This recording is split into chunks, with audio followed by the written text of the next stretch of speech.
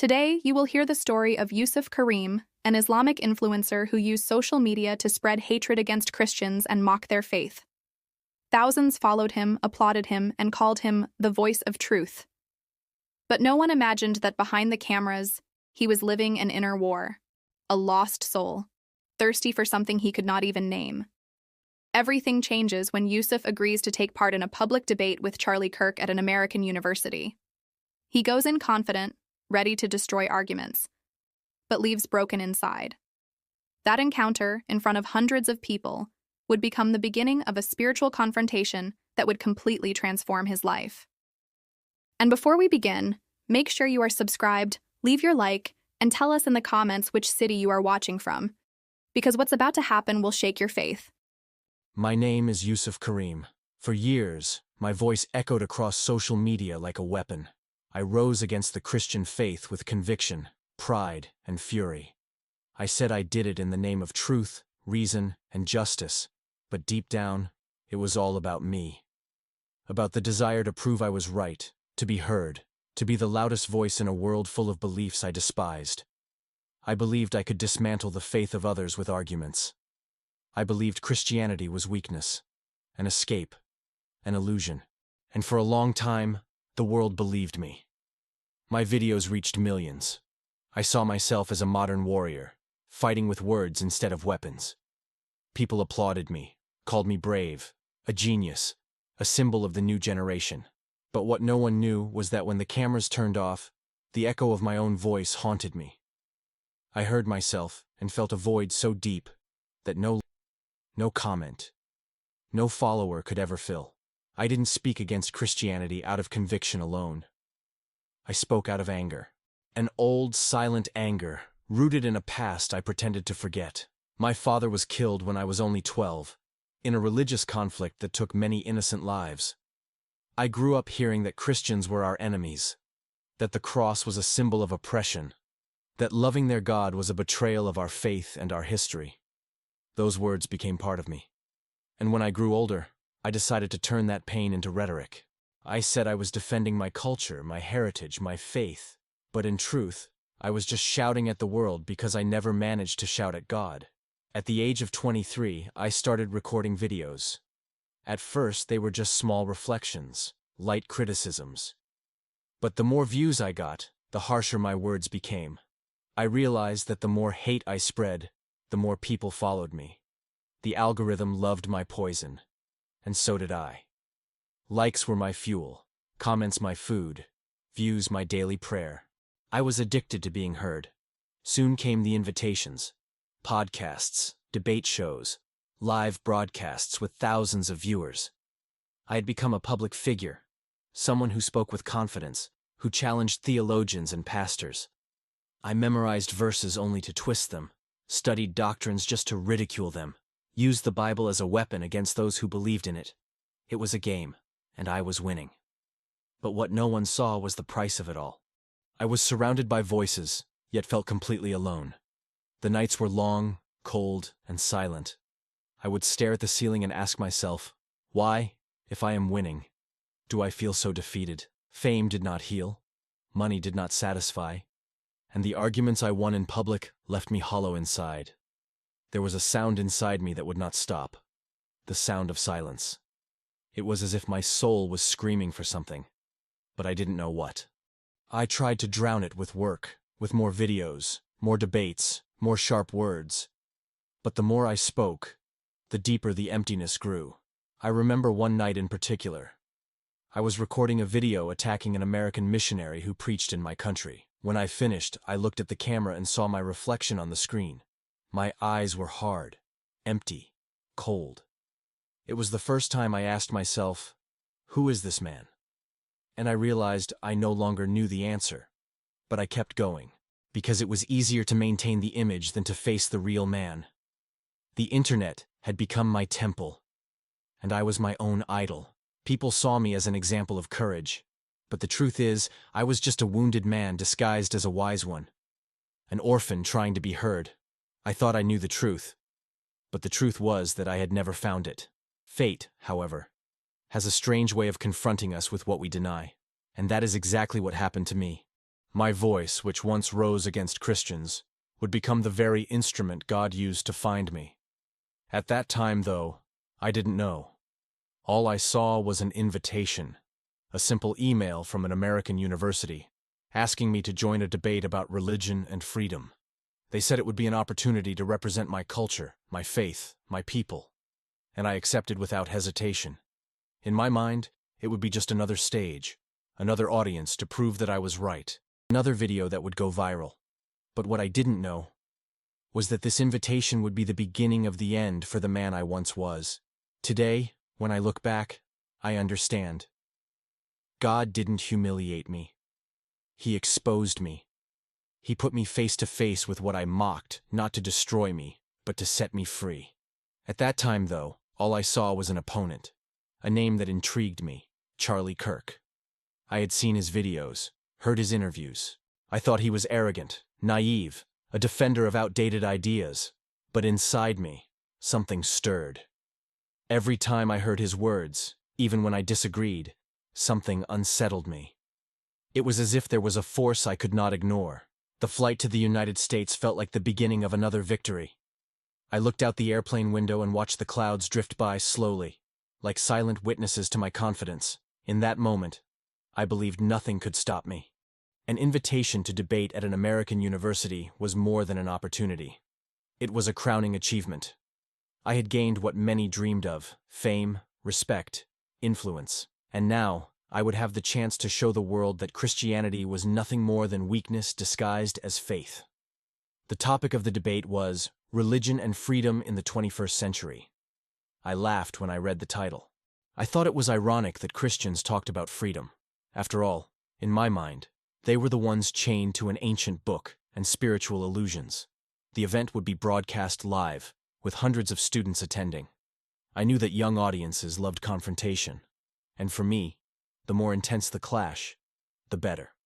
When I arrived on campus, the cold air stung my face, but inside me, it felt like fire. The university was filled with posters announcing the debate. My name was printed in large letters beside that of a man I already knew from videos, Charlie Kirk. I saw him as just another conservative influencer, one of those who tried to defend their faith with memorized phrases and fragile arguments. I considered him an easy obstacle to crush. I entered the crowded auditorium. Students were laughing, talking, recording stories. I felt that old pride rise again, like a pleasant poison. The sound of voices, the shine of cameras, the smell of coffee and energy. Everything reminded me why I loved that kind of confrontation. I walked onto the stage with my posture straight, my gaze steady, and the confidence of someone who believes they have all the answers. Charlie was already there. He stood up, greeted me with a sincere smile, and gave me a firm handshake. That detail stayed with me. It was different. I expected a cold stare, an arrogant gesture, but instead, I found kindness. I didn't know how to handle it. The moderator announced the beginning of the debate, and the lights dimmed. The audience grew silent. I started strong, as I always did. I spoke about history, science, politics, religion. I used everything I had studied, every argument that had earned me applause in the past. I spoke with passion, with conviction, with the fire of someone who believes they are fighting a holy war, a war of reason against faith. During the first few minutes, the audience seemed to be on my side. Every time I attacked the Christian faith, laughter echoed, applause followed. I fed on it. But when it was Charlie's turn to speak, something began to change. He didn't respond with anger. He didn't try to humiliate me. He spoke calmly. There was a serenity in his voice that unsettled me. He quoted Bible passages, yes, but did so with logic and clarity. He didn't sound like a preacher. He sounded like someone who personally knew the truth. I tried to interrupt, to ask questions, to twist his words, but he didn't react. He just looked at me with compassion, and that infuriated me. I wanted a fight, but he offered me peace, and little by little, I noticed the audience was shifting. Silence began to replace laughter. The young people who had applauded me were now focused on his words. I began to lose control. At one point, he said something that completely disarmed me. "Yusuf, I understand your pain, but the problem is not religion. The problem is trying to fill the void of God with ideology." Those words hit me like a blow. I couldn't respond. The silence in the auditorium was deafening. I tried to smile, but my voice failed. I looked around, and everyone seemed to look at me differently, not with admiration, but with pity. For the first time in years, I had nothing to say. The debate ended, and the audience applauded. But not for me. I left without looking at anyone. The sound of the clapping still echoed in my head, but now it sounded like mockery. I felt small, fragile, powerless. Charlie Kirk had done what no one else had ever done. He silenced me. That night, in the hotel room, anger consumed me. I paced back and forth, trying to find arguments, trying to rebuild my confidence. But no matter how hard I tried, one single phrase wouldn't leave my mind. The problem is trying to fill with ideology, the void of God.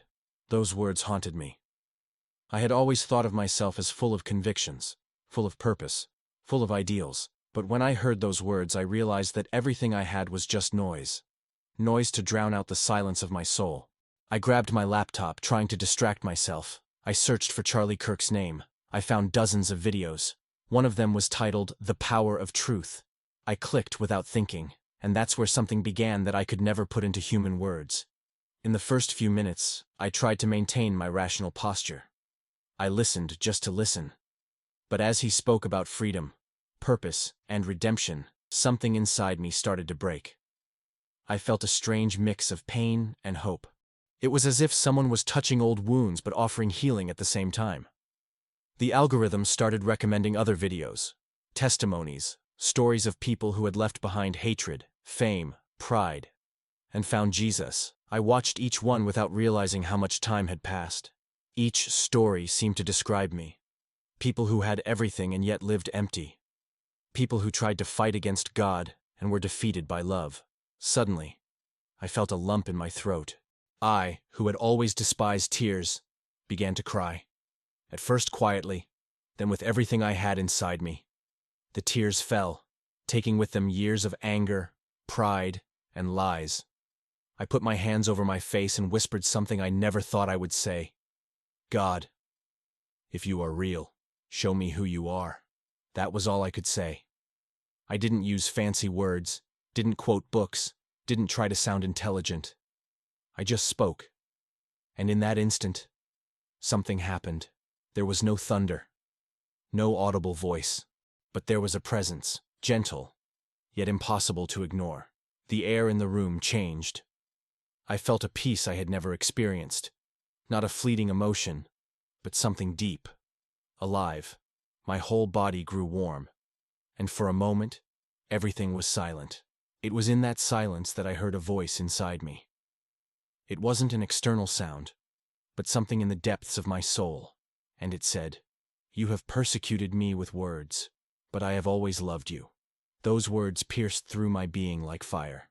I tried to hold back the tears, but I couldn't.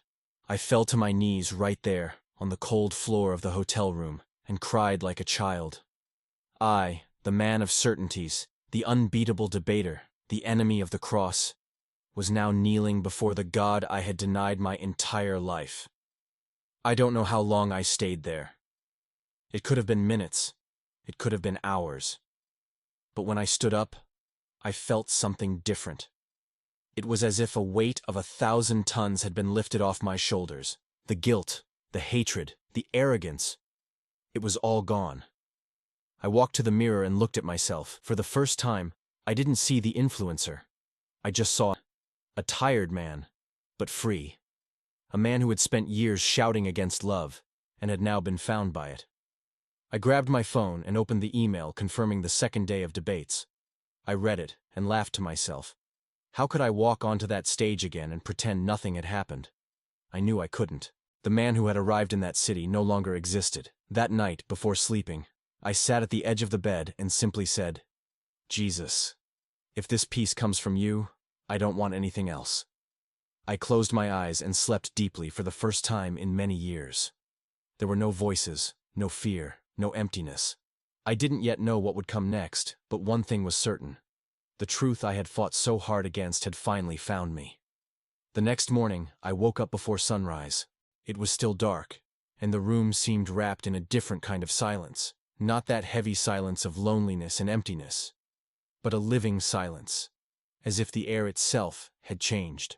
I sat on the bed, looked at my hands, and felt a strange lightness. It was as though something inside me had been replaced overnight.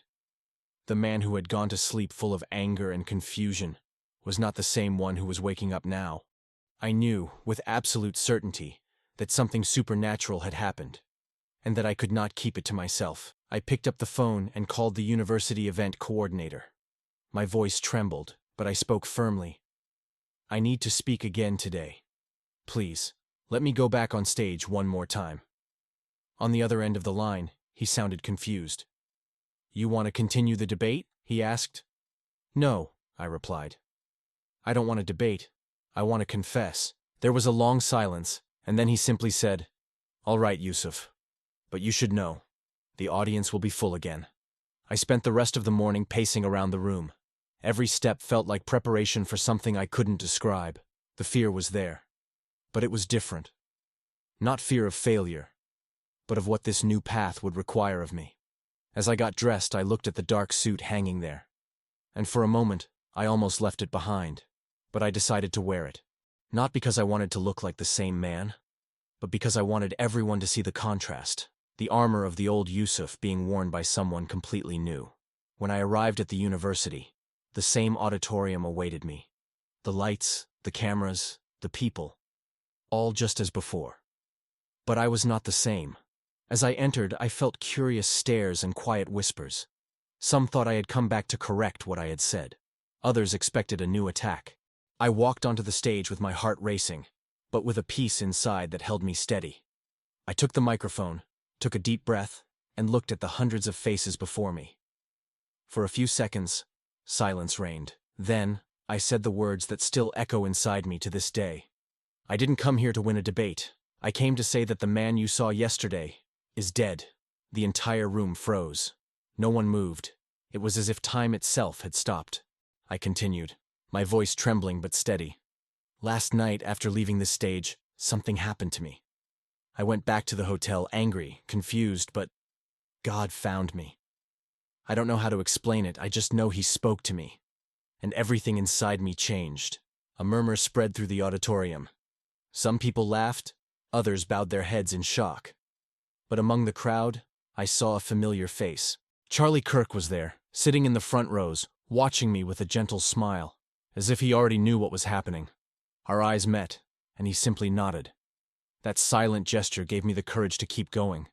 I briefly told them about the night before, about the voice, the presence, the peace. I spoke about how I had spent years preaching hate, and how in a single night I had come to understand what it meant to be truly loved. "You don't have to believe me right now," I said, "but one day you'll understand what happens when God decides to transform a heart."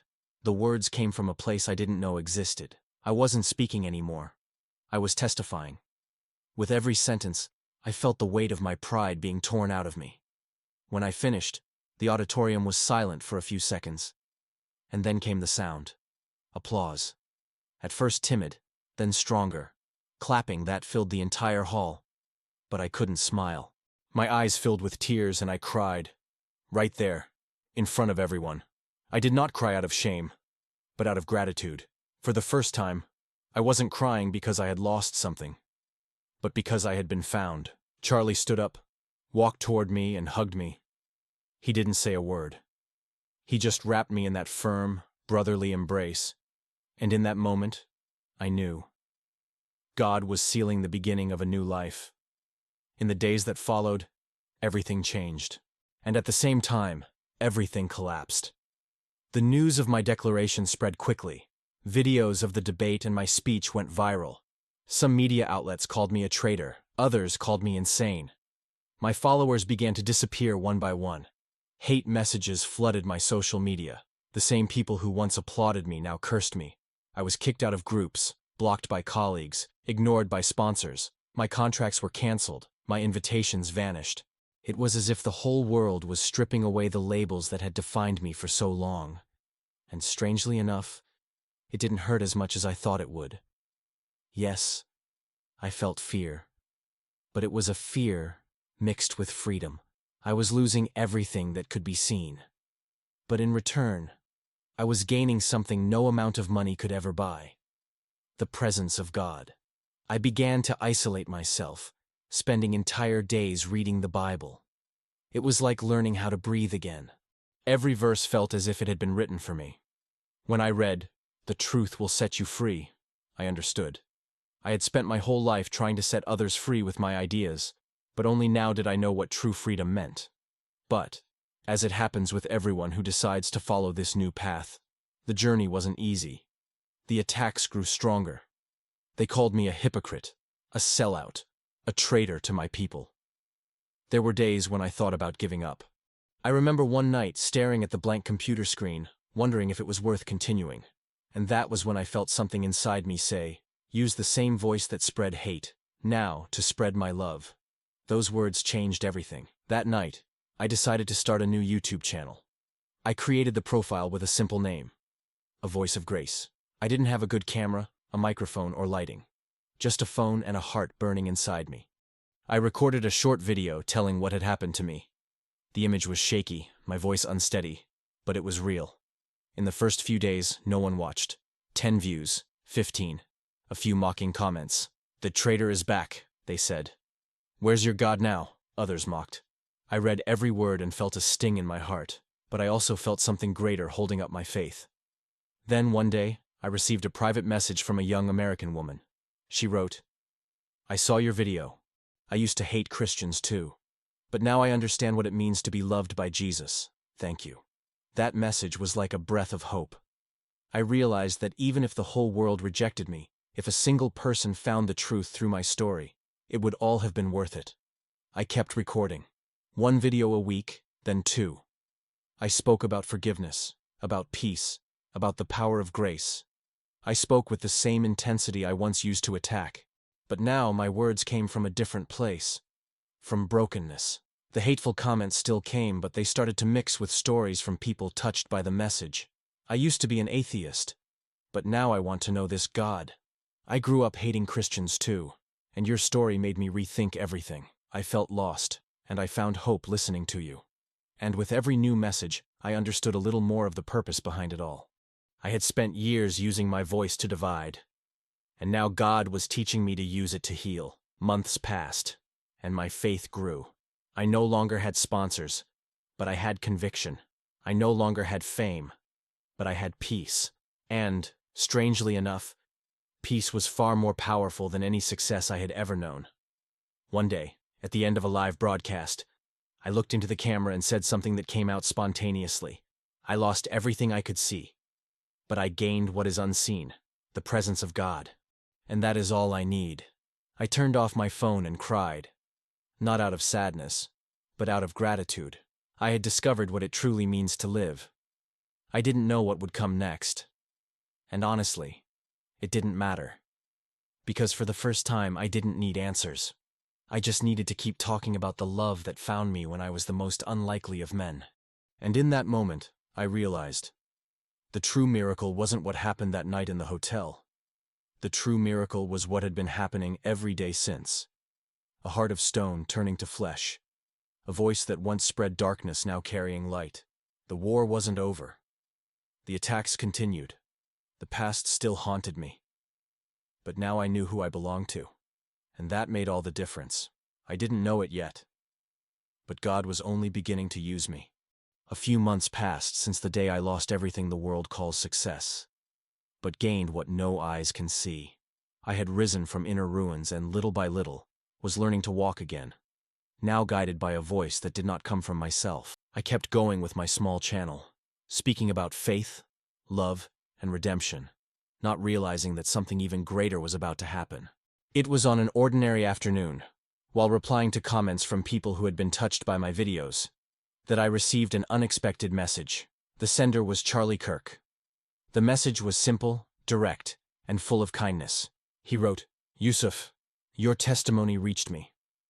I was deeply moved by what God has done in your life. I would like to invite you to join me on stage at our next event." For a few seconds, I just stared at the screen, in disbelief. The same man I had once tried to prove wrong was now inviting me to share what God had done. I took a while to type my response, my hands trembling. When I finally sent a simple, yes, it would be an honor, I felt my heart beat just like it did the first time I heard the voice of God in that silent hotel room. In the days that followed, I lived between expectation and fear. I knew this would be a new kind of public exposure, but of a different sort. Before, I had walked onto stages with arrogance. Now, I would step up with reverence. And still, the thought of facing a crowd made me anxious. I thought about how many people knew me as the man of hatred, the relentless debater. Now, I would be the living example that even the hardest heart can be transformed by grace. The event took place in a large auditorium in California. I arrived hours early, trying to stay calm. While waiting backstage, I could hear footsteps, the murmuring of the crowd filling the room, the technicians testing microphones. With every sound, my heartbeat grew faster. Then, a hand rested on my shoulder. It was Charlie. He smiled, and in his eyes there was something I will never forget. Not the look of a victor, but of a brother. He hugged me and simply said, "Today, heaven will smile." The lights came on, and the crowd erupted. Charlie went up first, introduced himself, and began to tell the story. He spoke about that debate months ago, about the young Muslim who walked onto the stage full of certainty and walked off carrying the weight of the Spirit. The audience listened in absolute silence. Then he called my name. I walked to the center of the stage under a wave of applause that echoed in my chest. I took the microphone and took a deep breath. For a few seconds, the entire world seemed to stop. I looked at that crowd and said, "A few months ago, I walked onto a stage trying to destroy a man's faith. Today, I stand on this same stage to say that it was that man's faith that saved my life." A murmur swept through the audience. I continued. "I discovered that the greatest freedom isn't in winning arguments but in being conquered by the truth. I thought I knew God, but I learned that He wasn't in my certainties. He was in my surrender." The words came out through tears. I didn't need to prove anything anymore. I just wanted to give thanks. The audience stood and applauded. I saw people crying, others praying, some smiling. Charlie looked at me with the understanding of someone who knew exactly what that moment meant. After the event, someone posted a clip of our talk on social media. Within a few days, the video spread across TikTok and YouTube. Millions watched. Young people from all over the world began to send me messages. I was lost too. I used to hate Christians, but now I want to know Jesus. Your story gave me the courage to change. I spent hours reading each message, crying, praying for each person. It was surreal to think that my voice, once used to destroy, was now being used by God to restore. I understood that the same reach that once wounded was now healing. The same algorithm that had spread hate was now spreading love. My life took on a new rhythm. I began traveling, visiting churches, speaking on podcasts, and at conferences. Every time I shared what God had done, something inside me was renewed. I saw eyes light up, hearts touched, and I understood that it was never about me. It was about Him. It was about a God who transforms enemies into messengers. Today, when I turn on the camera and start a new video, I speak to a different audience. People living with the same emptiness I once carried. I recognize their eyes, the hidden anger, the fear disguised behind arrogance, and that's why my words are different now. I don't speak about religion. I speak about redemption. I don't speak about power. I speak about forgiveness. I speak about the day the truth found me and never let me go. I use social media for something I never imagined, I often say in my broadcasts. I use it to preach the gospel of Christ, to speak to people who, like me, once hated what they didn't understand. It moves me deeply to see how the internet, which once was my weapon of destruction, has now become my bridge to salvation. I remember my first video after the event with Charlie went viral. The title was simple. I gave voice to hate. Now I give voice to the love of Christ. I recorded it with my heart pounding. No script, just speaking what was burning inside me. The response was immediate. People from different countries began writing to me. A young woman from Turkey said she knelt and prayed for the first time after watching the video. A man from France said he decided to abandon extremism and look for a church.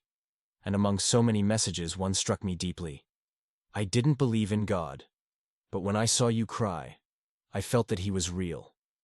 Those words made me realize that conversion isn't an event, it's a journey. God continues to shape me every single day, Sometimes I still hear echoes of the old Yusuf trying to come back, memories of pride, anger, or fear. But when that happens, I close my eyes and remember the gentle voice I heard that night in the hotel. You persecuted me with words, but I have always loved you. That phrase became my motto. It's what I tell everyone who writes to me, every young person who meets me and says, I'm still struggling with my faith. I smile and reply, He loves you too, even now. Today, I live what I call true freedom. A freedom that doesn't depend on applause, followers, or debates. It's the freedom of not needing to defeat anyone. Because the victory has already been won by Christ. He didn't conquer me with arguments. He conquered me with love. And when love wins, fear disappears. Whenever I tell my story, I look directly into the camera and say, if God could reach someone like me, He can reach anyone. Even the one who thinks they already know all the truth. And that's why I keep going. Because every time I share what happened to me, it feels as though someone, somewhere in the world, is being set free. Someone about to discover that the love of God is stronger than any hate. As long as there is breath in me, I will continue to use my voice, the same one that once wounded, to heal, to restore, and to remind the world that there is no heart so hardened that the love of Christ cannot break it. What a powerful story. To see a man who once used his voice to spread hate become a messenger of the love of Christ is living proof that no one is beyond the reach of grace. Yusuf didn't just find a new faith, he found a new life. And maybe this story has also touched your heart today. If this message spoke to you, make sure you're subscribed to the channel, leave your like, and write in the comments, I love Jesus. Because He is the one who turns pain into purpose and enemies into children. And get ready. The next video appearing on your screen is going to move you even more. From persecutor to preacher, the Iraqi general who imprisoned Christians was captured by Jesus. You need to see what God did in this man's life.